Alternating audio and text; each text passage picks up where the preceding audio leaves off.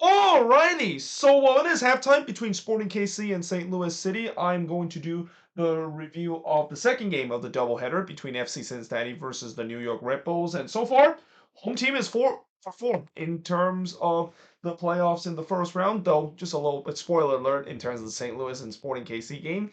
That might change because of how that game is going on right now. But at least in this game between Cincinnati versus the New York Red Bulls, I mean, the big question coming into this game is that after the Red Bulls thrashed Charlotte in that game, and they carry that momentum heading into this one, and because they have the advantage because of that momentum against a Cincinnati side that hasn't really had a meaningful game for the past couple of games, and that they're gonna have to be really up for it in a game where they play at home in the playoffs at TKO Stadium for the first time ever in their franchise history. Well, we found the answer. It turns out that yeah, Cincinnati definitely showed up in this game. Though not much really happened early in this one, as there was no shots through the first 10 minutes of this game. The first shot did came in the 11th minute that saw Lucchinius blasted high from close.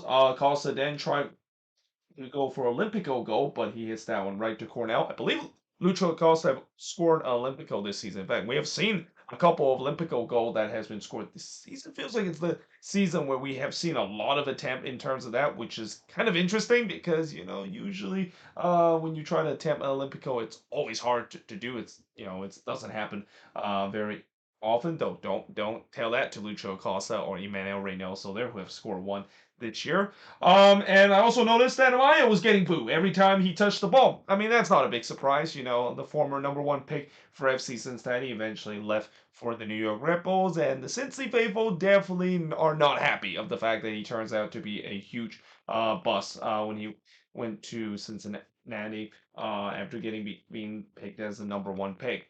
Baji then puts it over on the doorstep of goal in the 17th minute. The possession was 72 to 28 in favor of Cincinnati. So Cincinnati had a lot of possession, which again is not a big surprise because the Red Bulls they don't like possession. They're a team that is okay in terms of not having too much possession, and for the a couple of years now they have always been the lowest possession team, especially when they're on the road.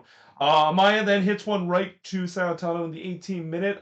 Cincinnati I thought was having some turnover problem because this one the Red Bulls started to press, and for a couple of times in this game, I thought Cincinnati had issue in terms of dealing with the Red Bulls press. They couldn't really quite spring on the counterattack. I mean, I can see what they were trying to do, trying to spring the counterattack and bypass that original press, but it didn't quite work out. So, at least doing this spell to play. But that all changed in the 23rd minute when Alvaro Barria would score for Moreno to make it 1-0 in favor of Cincinnati. They mentioned that Cincinnati is 17-0-4 when scoring the first goal. So when Cincinnati scores the first goal, it's pretty much game over for the opposition. You're not going to beat this Cincinnati team, and this is also just a complete opposite of what we've seen before. Remember a couple of years during the wooden spoon year when Cincinnati, when they score the first goal, they always tend to lose. Almost things have changed ever since Pat Nolan and this new front office makeover that they had just 2 years ago. And I thought the Red Bulls again they started to get some more possession, but they weren't really creating that much going forward on the attack.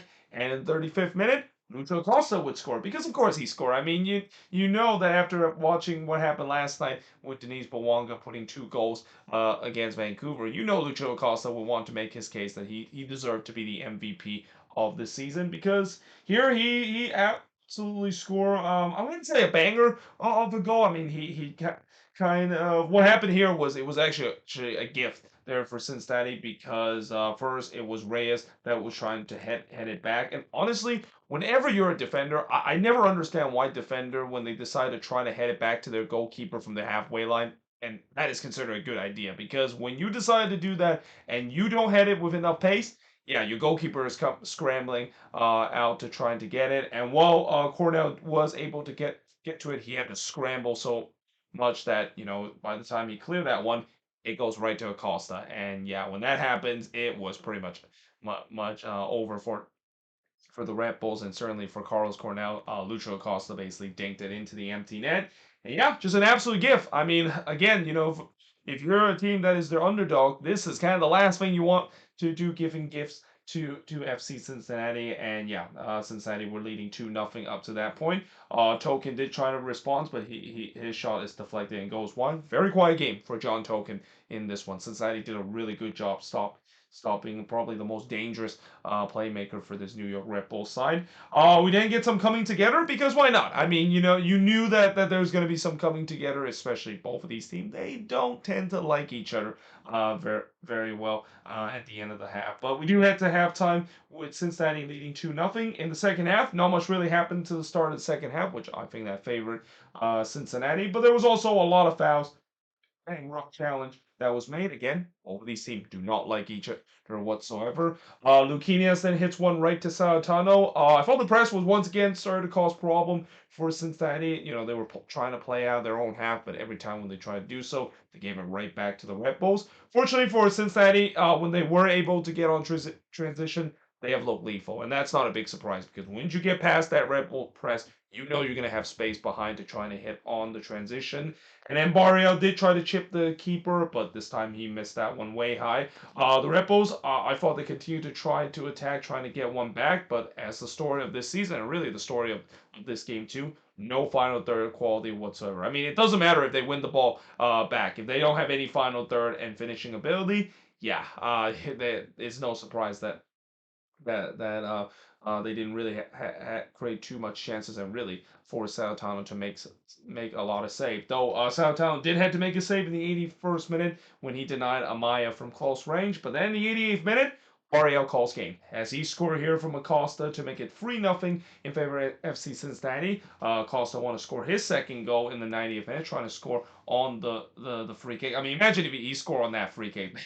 I'm pretty sure the roof would have blown off at TCO Stadium, and the MVP chant will be just heard very loudly through my speaker. But unfortunately, he missed wide there on the free kick. And yeah, in the end, Cincinnati they win 3-0 in this one. Now, when you look at the stats, it kind of doesn't really tell us the story of this game. I mean, I know the Red Bulls in the end had more shots in this one, 16 shots committed, 9 that Cincinnati has, 3 shots on goal committed, 5 that the Red Bulls had, 5 shots off target committed, 3 that Cincinnati has, 6 shots that was blocked committed, 3 that Cincinnati has, and possession-wise, 56% possession compared to the 44% possession the Red Bulls had. But despite that, I didn't really feel like the Red Bulls really threatening too much in this one, and that Sautano, even though he had to make some save in this one, they were relatively comfortable save. And again, I feel like this is just a classic example of what happened when you are giving the chances and you don't put it away, and the other team are just showing their clinical finishing, because Cincinnati was absolutely clinical in this game. And for the New York Red Bulls, I mean, you knew coming into this game you are going to be the underdog. You have to take advantage of your chances. If you don't take advantage of your chances and you're the underdog, you're not going to win this game. And it's unsurprising that they didn't win this game in this one. And now they have their backs against the wall in game 2 of that series. And Cincinnati, again, for people that was wondering, well, how can they respond after having played a competitive game in a while, and that will the supporter shield curse bite them in the first game of the first round, which I think, with the supporter shield curse this season, at least, it does kind of give a little pressure off of the supporter shield champ, with the fact that, even though if you have a bad game in this one, and let's say Cincinnati didn't show up, they still will potentially get another chance and maybe just use that as a wake-up call and play better in the second game, and potentially even win in game 3 when they have that home field advantage again. So that does kind of create a little bit less pressure, where you don't have to absolutely win